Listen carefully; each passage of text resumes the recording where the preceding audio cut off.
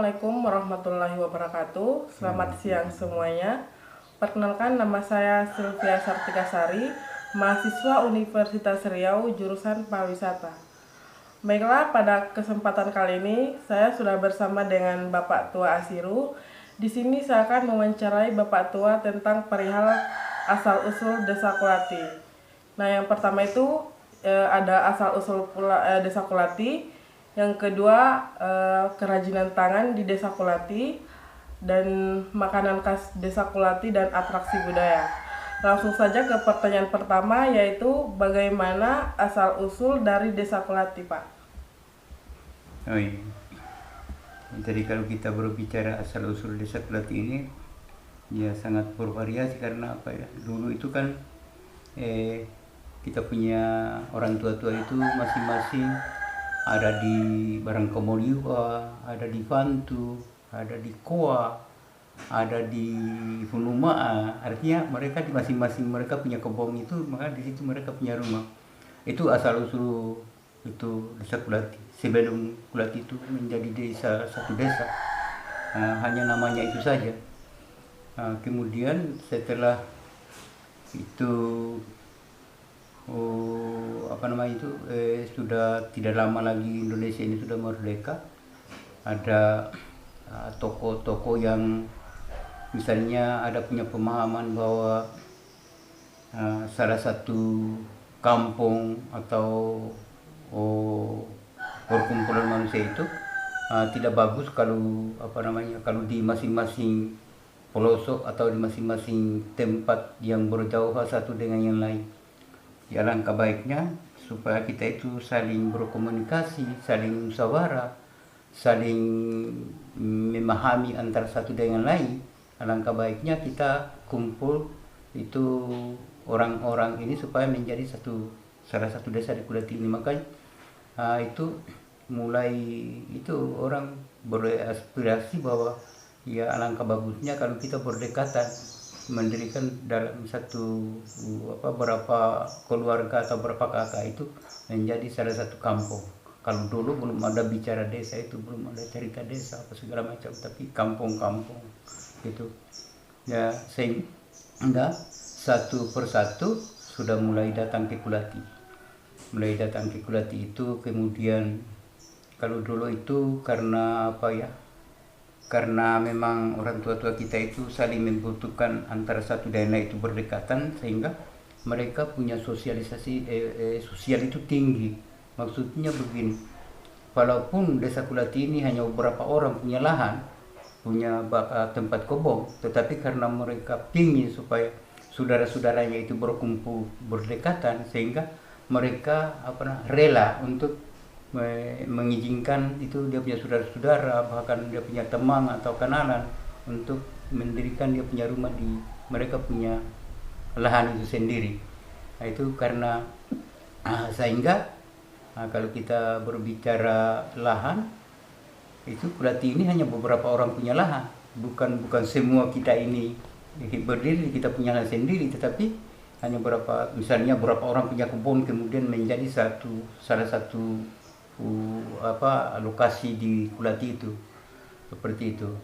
Nah, jadi kalau kita berbicara perkampungan yang saya kenal itu pertama kali itu mereka bikin yang namanya, kalau sekarang itu aula atau langgara atau apa ya, itu di sana di bagian Pesuria sana itu ada tempatnya, itu ada kayak tembok-tembok itu di situ.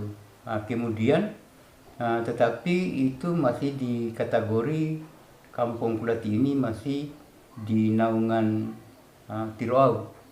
Artinya seperti Lagole, DT, iya masuk dusun begitu. DT terus Kulati. Nah, itu masih di bawah Tiroau. Jadi lama kelamaan itu mereka Lagole, Kulati, terus DT, Tiroau itu mendirikan itu masjid di Tiroau. Nah, itu. Kemudian berapa puluh tahun kemudian itu karena Kulati ini makin hari makin ramai, sehingga mereka juga walaupun hari-hari lainnya seperti waktu maghrib atau isya atau subuh tidak perlu lagi ke Tiroau, sehingga di Kulati juga membuat salah satu langgaran namanya yang belum disebut masjid. Kalau disebut masjid orang Tiroau itu marah. Begitu. Kemudian bikin satu langgaran. Itu di bawah pimpinan ada beberapa tokoh di sini seperti Haji Abdurrahman mereka, Haji Yarulangge mereka, Yarmutafi mereka, dengan tokoh-tokoh lainnya. Jadi itu seperti itulah. Kemudian kalau sekarang ini kan kalau kita berbicara sejarah apa segala macam, itu kita masih selalu kita selalu mau untung kita punya pribadi, padahal itu sebetulnya walaupun memang kamu itu punya bapak itu kepala kampung atau apa, tetapi kalau tanpa orang lain kan tidak bisa membuat apa-apa. Jadi ya alangkah bagusnya kalau kita itu saling mendukung, saling mengangkat apa segala macam, tidak ada yang disepelekan, karena sesuatu bangunan, sesuatu keramaian apa segala macam itu dia jadi karena banyak orang. Biar kamu itu pintar, kaya apa segala macam, kalau kamu sendiri-sendiri tidak mungkin bisa membuat sesuatu yang bisa kelihatan di mata umum. Seperti itu. Itulah Kulati. Kemudian kalau kita berbicara masjid kembali, itu belum itu mulai Kulati sudah ada dia punya kepala kampung, tapi yang dulu itu namanya ketua. Ketua itu di Tiroau. Kemudian di desa-desa itu namanya kepala kampung. Kepala kampung, sehingga kepala kampung itu dia dia ajak juga sama masyarakat bahwa lebih baik kita bikin masjid sendiri. Itu kalau kita berbicara asal usul Kulati itu tentang kalau pemerintahannya kita duluan agamanya tuh, duluan masjid baru pemerintahnya. Itu. Pertanyaan selanjutnya yaitu makanan khas dari Desa Kulati. Ya, kalau sebetulnya kalau kita berbicara makanan khas itu Desa Kulati itu tinggal di kita. Sebetulnya kita punya makanan khas atau makanan khas Kulati itu kita sangat kaya. Tanpa juga kita tanam, tanpa juga kita pameri atau kebong, kalau kita berbicara makanan khas itu banyak di hutan sana. Itu seperti sagu, seperti ubi, seperti opa, apa segala macam yang tumbuh sendiri-sendirinya di hutan sana. Itu kasbi, singkong kering itu, yang orang dari Waha, orang dari Osuku, orang datang tukar dengan kain-kain tenun itu. Jagung apa segala macam, orang berarti ini lumbung makanan dulu, dari dulu. Jadi kalau berbicara khas makanan Kulati itu saya jamin itu Kulati itu kaya dengan khas makanan, segala macam makanan yang enak-enak. Tapi sayangnya kita sekarang tidak sadar bahwa yang baru, yang enak dari luar sana itu justru menjadi kita punya racun. Yang paling menonjol itu adalah singkong kasuami dan jagung. Nomor 2-nya itu jagung. Kalau utamanya itu singkong. Singkong itu kalau mama tua, cerita itu ada penelitian dari mana itu? Mama tua itu dia bikin singkong itu sampai 22 jenis olahan. Olahan. Itu singkong. 22 olahan. Yang pada saat itu ada orang itu juga dia bikin satu persatu. Ini namanya ini, rasanya seperti ini. Ini namanya ini, rasanya seperti ini. 22 olahan itu baru singkong, belum jagung. Itu. Jadi kaya. Kalau Kulati itu kaya dengan dia punya makanan khas sebetulnya. Pertanyaan selanjutnya yaitu apa saja atraksi khas Pulau Tomia? Apa namanya? Atraksi budaya. Atraksi budaya. Ya, sebetulnya kalau kita berbicara atraksi budayanya juga kita ini kaya juga dengan budaya. Cuma begitu tadi.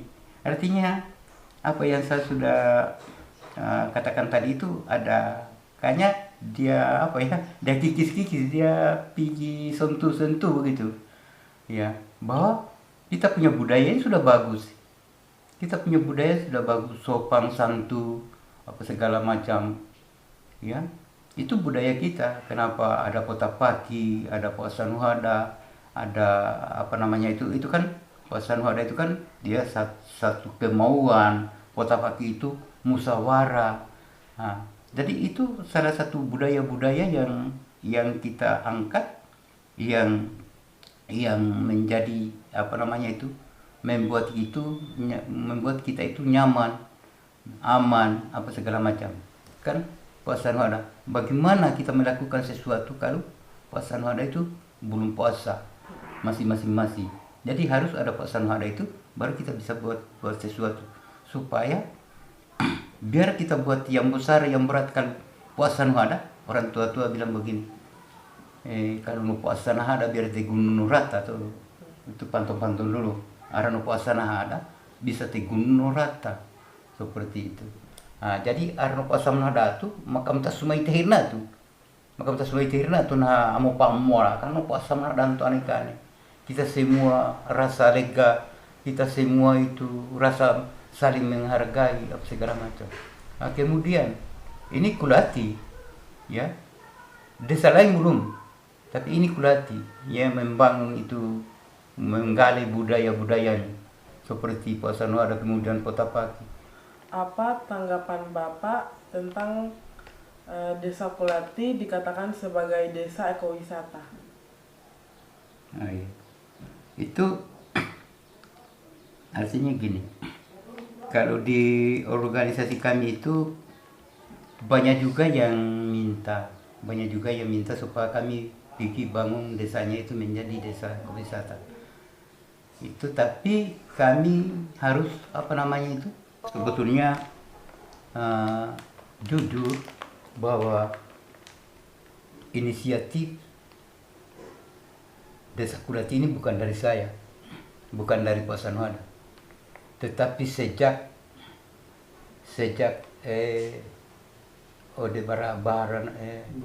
Burhanuddin itu menjadi kepala desa, setelah beliau itu sudah berkantor di balai desa sana, saya melihat ada tulisan papang yang digantung di balai desa sana bahwa Kulati berwisata itu. Nah, sementara saya ini sudah jalan, kalau beliau itu pertama diangkat jadi kepala desa tahun 2008. Sementara saya di konservasi ini dari 2004. Sudah banyak saya punya teman, sudah banyak guru, sudah banyak saya ikut pelatihan apa segala macam, dan ujung-ujungnya konservasi ini supaya kita dapat manfaatnya harus kita bangun pariwisata. Kalau kita hanya di konservasi saja, maka kita hanya pelihara ikan, kita hanya lindungi kayu, tetapi kita tidak dapat apa-apa. Jadi bandingan kalau konservasi sudah jalan, sudah bagus, kearifan orang, kearifan lokal, apa segala macam sudah jalan, walaupun masih pincang-pincang, tetapi untuk kita mendapat uang, ekonominya pariwisata. Nah, itu tadi. Nah, jadi saya lihat itu, berarti orang Kulati ini ada punya mimpi bahwa Kulati ini mau jadikan desa pariwisata. Nah, itu ya, dengan saya lihat apa yang tergantung di situ tulisannya, Kulati desa berwisata, bukan pariwisata tapi berwisata. Desa menjadi desa wisata. Kita harus melakukan sesuatu, baru bisa orang kenal. Nah, jadi itu lama-kelamaan tahun dari 2008 mereka sudah gantung itu sampai tahun 2013 saya sudah punya teman banyak yang mengajak saya, Bapak Tua, bikin kelompok, bikin organisasi. Pertama itu kita dulu bikin bukan bukan Puasanwada. Pertama itu tim ekowisata Kulati. Itu pertama itu. Lama 3 tahun kemudian baru diganti. Itu Puasanwada itu namanya. Jadi untuk sementara itu kita bentuk tim saja. Belum juga salah satu organisasi. Bentuk tim. Kemudian buat rapat. Kita buat rapat. Toko-toko masyarakat, toko adat, toko agama, apa segala macam. Bikin rapat, baru kita musyawarah. Bagaimana kita punya Kulati ini? Itu bukan asal kita mau lalu langsung kita mau satu kelompok atau satu lembaga itu mau bikin pariwisata, desa pariwisata, tetapi semua masyarakat harus hadir, harus diundang untuk baru kita musyawarah bagaimana kita punya desa ini. Baiklah, itulah hasil wawancara perihal asal-usul Desa Kulati. Semoga bermanfaat untuk kita semua. Saya ucapkan wabillahi taufiq wal hidayah. Wassalamualaikum warahmatullahi wabarakatuh.